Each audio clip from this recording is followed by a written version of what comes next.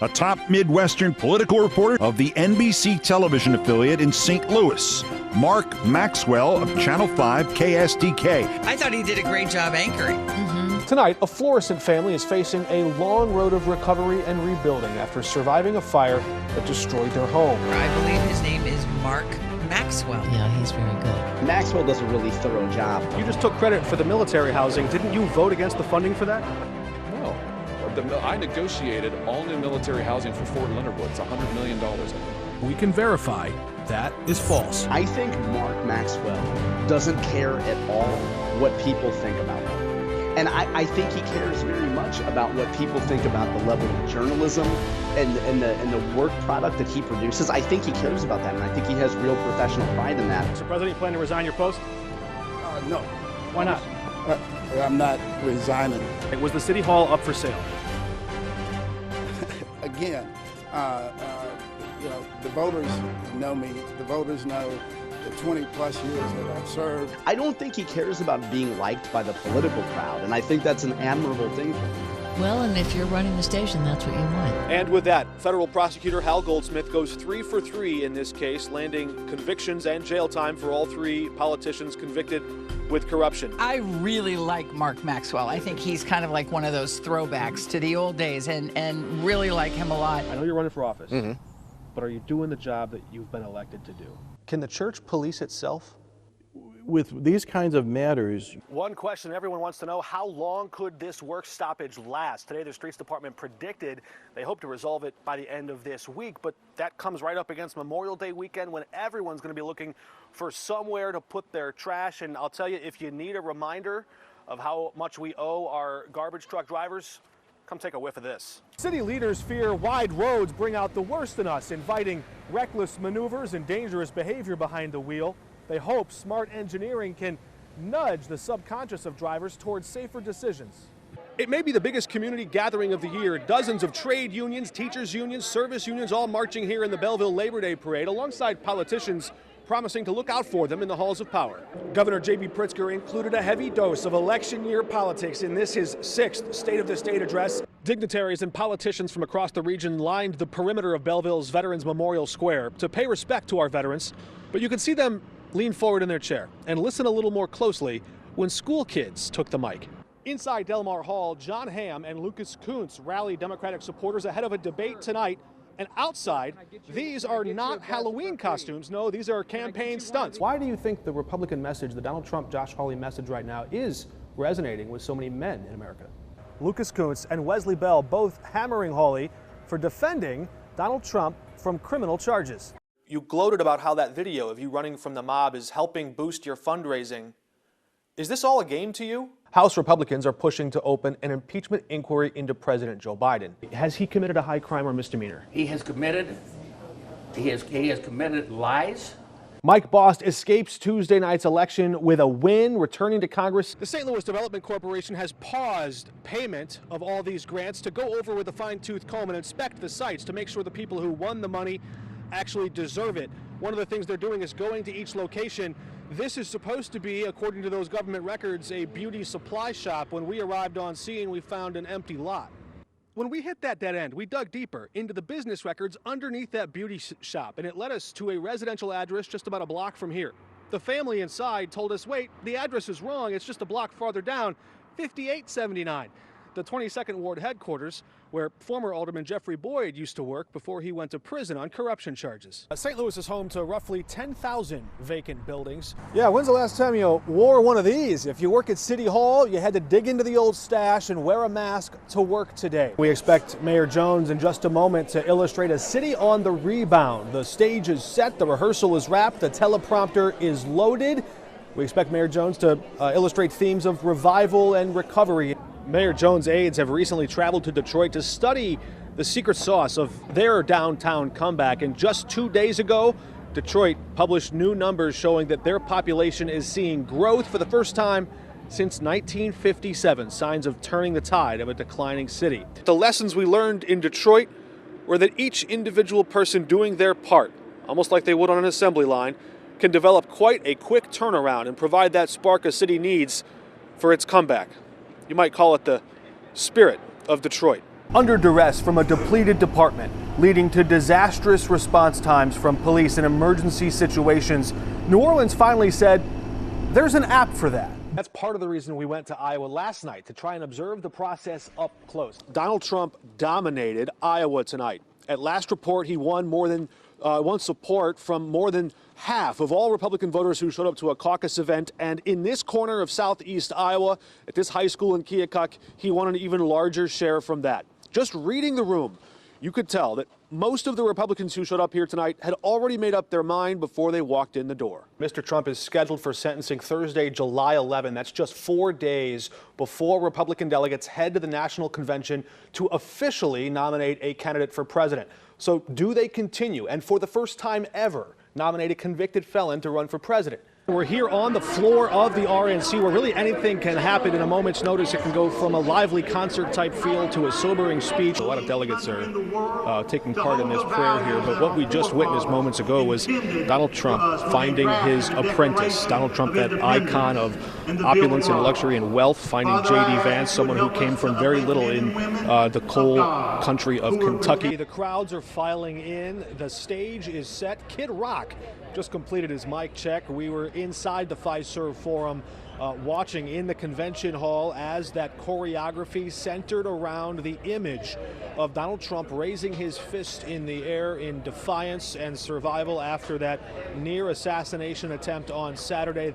Trump will share the stage tonight with other hype men, the front men taking the stage before him, including Tucker Carlson, the head of the UFC, Dana White, and the WWE pro wrestling celebrity Hulk Hogan.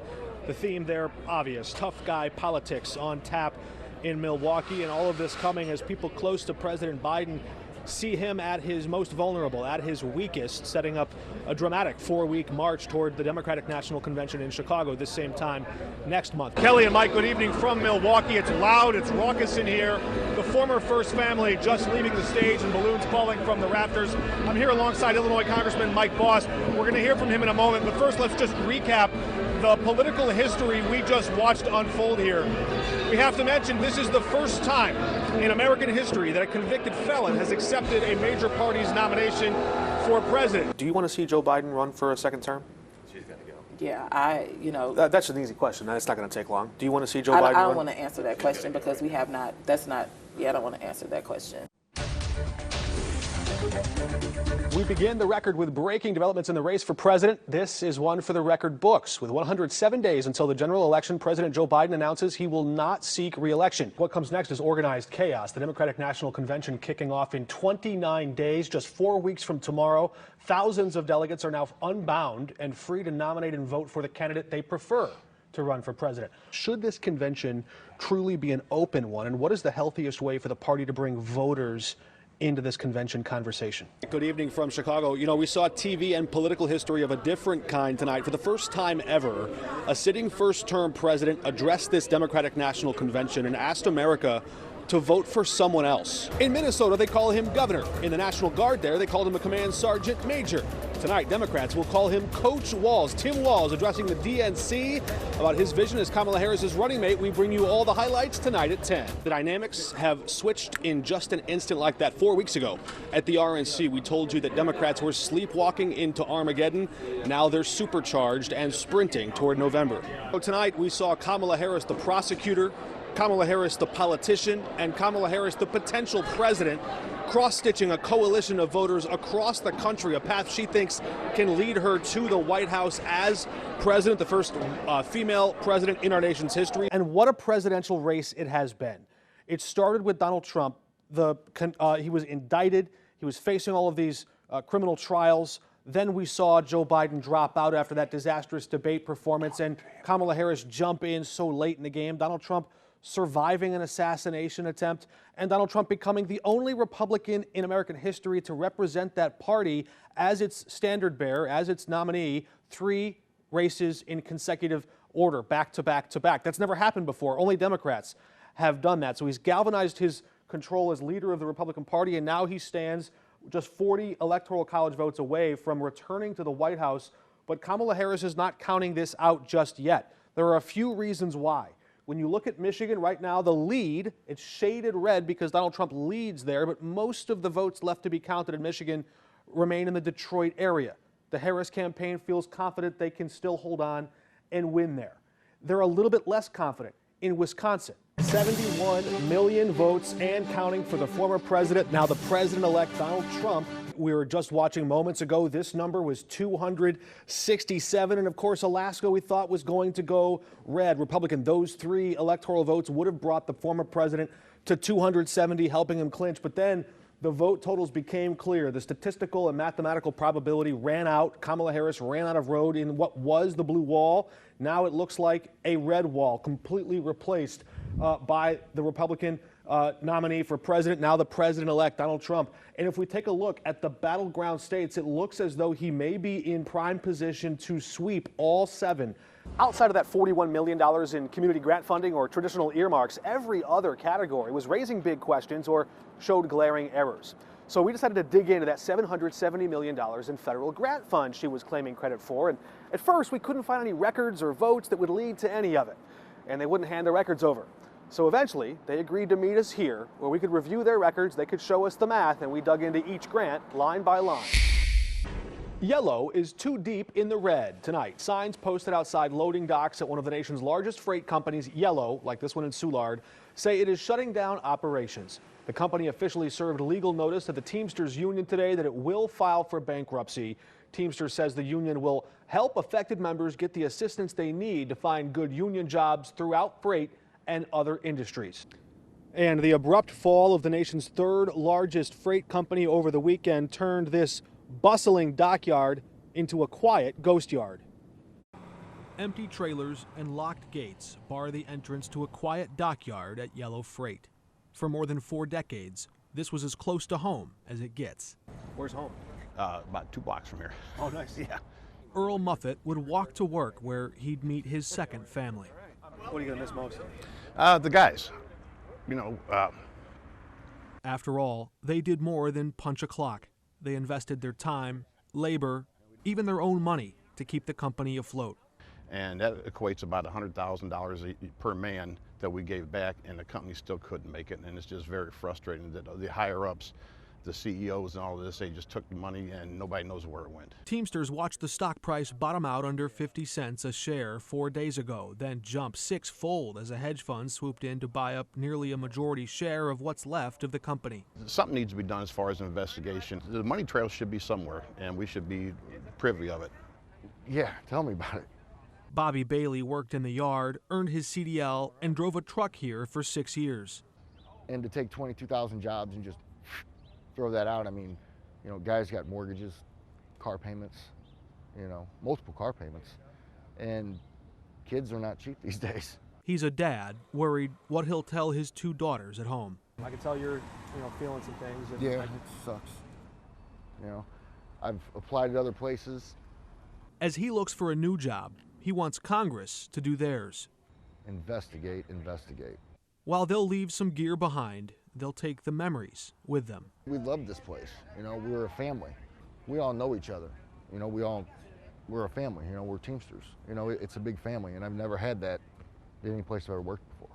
A band of brothers sticking together through hardships in and out of the workplace. I left a beer can up there for one last beer, and this is one of our buddies who has been diagnosed with ALS, and he's number 1 on the board down here and can't make it down. So, Mike, this is for you, buddy. 1 week ago, they thought they were going to hit the picket line. Now many are hitting the unemployment line, even as they wait for that official notice that they've actually been terminated. One worker whose future is uncertain said to me that they're watching these money moves on Wall Street as a hedge fund sweeps in to scavenge what's left of the company. The way he put it to me, Yellow is worth more dead than alive. In St. Louis, Mark Maxwell, 5 on your side. This crumbling pile of brick and concrete stood for a century as a fortress of frozen food. It was state-of-the-art architecture at the time, eventually landing on the National Registry of Historic Places. This warehouse of ice, raised by fire, once fed the city of St. Louis during sweltering summer months as it kept its food supply cold. Now it goes up in smoke, along with the owner's plans to sell it to a new buyer in just 4 days. Oh, I'm incredibly frustrated. 5 years after buying this building, Adam Kuhn watched it burn and crumble to the ground. There's some talk about a demolition. We just lost some of the facade. I think the demolition just happened. I don't have insurance on this. No, nobody will insure a building like this. Oh, no. Yeah. This is a $650,000 loss for me. How close were you to finding someone to buy it? Somebody's supposed to close on a Thursday. This upcoming Thursday? Yeah. Well, where does that leave them? He's out of the country now. I don't know. He comes back yet tomorrow. What is that conversation going to look like? I don't know. We haven't had that conversation yet. While the fire department continues to investigate the official cause. Because we know it's an area where the unhoused individuals do gather and stay warm. The homeless problem in this city has gotten so out of control, and there's nowhere for these people to go. The building division inspected after a fire in late July. Then Kuhn says he pleaded for police to secure the property. Probably about 2 weeks ago, there were 3 people trying to break into the building. I held them at gunpoint because they kept approaching me. I was on the phone with the police for 2.5 hours, and then the police told me that they would not show up. The fire comes as Mayor Tashara Jones' administration sends contractors to repair or stabilize vacant properties with what she calls absentee owners. I've had no support from the city in trying to stabilize this building. There are a lot of older, large buildings in the city that, can they be salvaged? Fire Chief Dennis Jenkerson has seen fires ravage entire neighborhoods over the years. Do you still personally have belief that the city can spark some kind of a comeback? Absolutely do. I see it in all pockets around the city. Well, truthfully, this is a case study for the city. Everything that happened down here is happening to the entire city of St. Louis. This is a little tiny microcosm of what is happening all around here. As for the situation and how it might affect your commute, the smoke has started to subside some, but it seems to come and go in waves. The fire department is keeping a close eye on that situation and may issue some updates later tonight as they get a better grasp on just what this construction and demolition project looks like. The Missouri Department of Transportation telling me just moments ago they expect the bridge to remain closed through tomorrow, and depending on how long the fire burns inside this building, perhaps longer. Live in St. Louis, Mark Maxwell, 5 on your side. Gunfire is now the #1 cause of death of American children and teenagers. Last year, a child or teen was shot roughly every 2.5 days in St. Louis. Tonight, St. Louis groups are uniting together to solve youth violence across the city. This coming almost a week after a mass shooting downtown killed 1 teenager and injured nearly a dozen more. And Kelly, a man just approached us on the sidewalk to tell us that he hears rapid fire gunshots in this part of town often. The problem? Yes, it's a crime hotspot, but it's a police dead zone. They just don't have eyes and ears up to trace those gunshots. Should you be able to walk down the streets of urban St. Louis with an AR-15? I don't see why it's a problem. You don't? No. All the red flags were there. Why weren't the red flag laws? I mean, the red flag laws have never been in place in Missouri. You're still talking about somebody with a mental illness. But what about people who don't have a computer or access to the internet? Illinois State Police are directing them here to this regional headquarters, a kiosk in Collinsville, where someone printed out a list of banned guns and magazines you must register with the state to be in compliance with the law. But the kiosk itself, out of order, because the person who runs it is on vacation until after the New Year's deadline. Legendary basketball coach John Wooden used to say, things turn out best for the people who make the best out of the way things turn out. And that lesson, how to respond to adversity, was on full display today at the 2nd annual fundraiser Coaches vs. Crime. When times get tough on the hardwood, competitors often look to their coach. On the half-court line. But on this court, this is unlike any basketball game you've ever been to. Every team and everyone in the stands was competing against the same vicious opponent. In particular, gun violence. Khalil Munir founded the Willie Davis Sports Foundation to provide an outlet for families grieving athletes who were shot and killed. Honoring and remembering those who were tragically taken from us. Before tip-off, the crowd honored the families of the fallen. Those shirts that y'all playing in, y'all knew the guys that you're playing for. The coaches knew them too. No dispute is worth losing a life. Anton Macklin coached young Isis Marr before she was shot and killed at 19. A figure in her life her dad will never forget. Yes, Isis and I had a lot of tough conversations, but I watched her grow. And somebody so full of life, she was about to go win in life. Now, her dad, Atif Mar, is raising money to help other young students finish her dream of becoming a nurse. No corner of this gym was spared from the grief of gun violence. My son was actually coming and get my car to go and play basketball. This is his thing. This is what he loved to do. He was a scholar athlete. And I witnessed him being murdered for no reason. Leslie Bird celebrated what would have been her son's 21st birthday and did everything she could to put a smile on the faces of people in her corner. People say I might be grieving the wrong way, but is there any particular way to grieve? It's what I have to do because I know I'm inspiring other people. I'm working with the youth who is looking into my energy, so why not? If anything, let's be on one accord. Let's comfort one another. Let's have compassion more with one another and lead in love instead of getting it back in blood. And one by one, together, the love starts to overpower the pain. You walk in saddened because you know you're here only due to the loss of a child. When you leave out, you're refreshed because you enjoy, for me, seeing the sport. My daughter liked to play basketball, so I kind of live through these kids vicariously just watching. The Coaches versus Crime organizers gave out practical tips like 600 gun locks, responsible coping mechanisms to avoid conflict, and access to counseling facing grief. But nothing was more powerful than their collective resolve to take that tragedy and turn the pain into the kind of purpose that can power lasting change. The early indication is that, judging by the number of total murders, St. Louis just saw its safest year on record in a decade. Mike Shannon didn't just hit iconic moonshots out of the ballpark. He described those moments in a way that brought fans into the stadium. What we're about to play for you is new into our newsroom just today. We have authenticated it. The audio sounds like Congresswoman Cori Bush or someone very close to her in close proximity recorded this phone call with her and Wesley Bell back in the summer of 2023. You'll remember at the time he was running in the Democratic primary for a chance to possibly run against Josh Hawley in the U.S. Senate. That's when a newspaper reporter ran a quote suggesting maybe he had other plans to challenge Cori Bush. The U.S. is now ramping up its military support and urging Israel to delay any ground incursion into Gaza. Good evening, I'm Mark Maxwell. Mike Bush has the night off. That severe weather impacted communities across the bi-state. Here's a look at some of those photos viewers sent us throughout the storms last night. Neighborhoods in Missouri and Illinois sustained serious damage last night. One of the hardest hit areas was in the Metro East, Hecker, Illinois, where radar confirmed a tornado touchdown. That's where neighbors were out lending a hand today as that cleanup process began. 5 on Your Side's Mercedes McKay was on scene last night and spoke with a homeowner after a tree came crashing through her living room roof. You don't often find a high-ranking city official inside a bar at 10 a.m., but this morning, the St. Louis building commissioner had good reason to be there on that bar stool.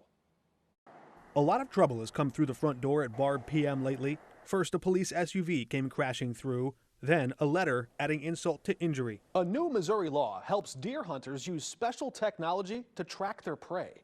This weekend, LGBTQIA+ advocates are pushing back against an emergency regulation issued by Missouri Attorney General Andrew Bailey. On Thursday, Bailey announced more restrictions that would effectively ban gender-affirming care in Missouri for both children and adults. Tonight, 4 teens, none of legal driving age, are in juvenile custody accused of carjacking a food delivery driver in North St. Louis. Tonight, a major shift is on the horizon for federal student loan borrowers, and it could have a ripple effect on the broader U.S. economy. Today marks the 1-year anniversary of the U.S. Supreme Court decision to overturn Roe v. Wade. Since that ruling, 14 states have banned or severely restricted abortion, including here in Missouri. Developing tonight, Israel is carrying out airstrikes in northern Gaza and Lebanon. We have not yet laid eyes on that subpoena ourselves, but we have independently confirmed that several members of Congresswoman Cori Bush's staff have also been served with subpoenas in recent weeks. Warning bells started ringing publicly yesterday when a clerk of the U.S. House read the existence of that new subpoena into the record on the House floor. So as you can imagine, reporters immediately started digging. We had previously reported that Bush's campaign expenses, not her government funds, had come under scrutiny for spending so much on security. She would later marry one of those security guards, Courtney Merritt's. Her aides have told us that they warned her about how that might look, the optics of it. After a 6-month investigation, the Congressional Ethics Office dismissed that complaint. We're now hearing the feds may be looking into whether Bush used either federal money or campaign funds for her and her husband's international travel to Central America. what are you hearing about what's going on? Yeah, her official aides right now are bunkered down, as you might imagine. There's a decent amount of panic setting in here. Just in the last few months or so, Bush lost her chief of staff, her campaign manager, a lot of staff heading for the exits, and her campaign was 100 grand in debt at last report. We don't know yet exactly how she'll respond, and she hasn't been charged. We got to say that. But people close to her do expect, no matter what, she's going to dig in and fight this thing. Of course, we still have a lot left to learn.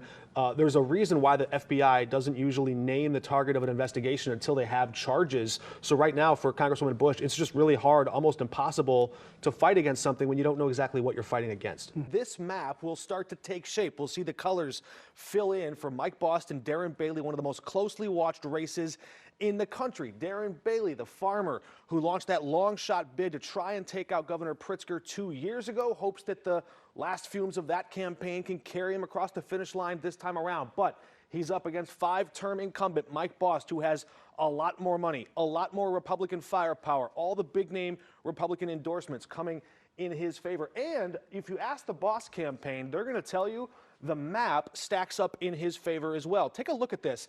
This is relatively a new district, the Southern Illinois district, but all of this territory here is all the district that Mike Bost used to represent for 4 terms in Congress, and 10 of the 15 most populated counties in the whole district are in his home turf. So this adds up to be about 65% of the voting universe in Mike Bost's home turf. So that's a good map for him. If you were watching our analysis in the 5 o'clock, I'm telling you tonight, this was going to be the dividing line. We told you that. And there you see the Bailey home turf. And it's a big day in politics. Yeah, there was a VP pick. We heard about that. But in Missouri, we got a big election to watch. We're going to learn the direction of the Missouri Republican Party for the next 4 years, perhaps for the state. Let's start there. The peak bloom and smell coming very soon. The Botanical Garden is opening its gates from 10:30 until 12:30 tonight. And Tracy Henson, admission is free. I don't know how one of our reporters can score one of those assignments to go there and describe the sights and smells of that rotting flesh flower. I've seen a few of those, and last year I waited 2 hours with Sarah, Maki, and Justina because they wanted to see the corpse flower. Yeah. And as we got in, they couldn't handle it. And I'm like, you guys, we waited 2 hours. You guys are gonna see this thing. Bust out the lexicon. Got to conjure up some colorful adjectives to describe the smells to people that might, can't make the trip out there, I suppose. You know what? They say corpse, but I think it really just smells like a really bad porta potty. Like a really bad one on a really hot day. I don't know that they're going to be selling many of those candles. And what makes it worse is the corpse flower is in one of their most humid locations.